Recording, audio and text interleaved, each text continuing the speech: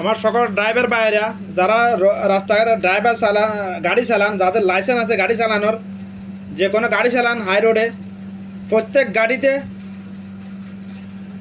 গাড়িতে 2-3টা করে লাঠি রাখবেন, এমন একটা লম্বা রামদা রাখতে হবে আমাদেরকে। কারণ এইসব সাদাবাদির সাথে সরকার জড়িত। সরকার কখনো এই জন্য মূল থেকে নির্ভর করবেন না। এগুলা দেশের যত দুর্নীতি, সিন্ডিকেট, সাদাবাদি হইতেছে, ঘুষ, সবগুলোর সাথে সরকার প্রত্যক্ষভাবে জড়িত। এই জন্য এগুলো আমাদের নিজেদেরকে প্রতিরোধ করতে হবে।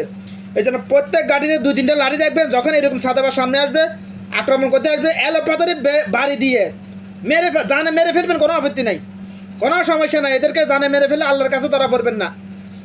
এরা মানুষরূপী জানোয়ার। আপনার উপর কোনো জুলুম হলে এটা প্রতিরোধ আপনাকে করতে হবে। আপনার জুলুমের হিসাব আপনাকে করে নিতে হবে। সরকার করবে না, এগুলা করে নাই। গত 3 দশক ধরে কোনো হারামখোর করে নাই, এখনও করতেছে না কেউ। এই জন্য নিজের উপর কোনো জুলুম হইতে কেউ করতে আসলে জুলুমের প্রতিবাদ নিজেরটা নিজে করে নিতে হবে। দেশের মানুষ আবেগে হুজুকি তামাশা দেখবে শুধুমাত্র, কেউ কিছু করবে না।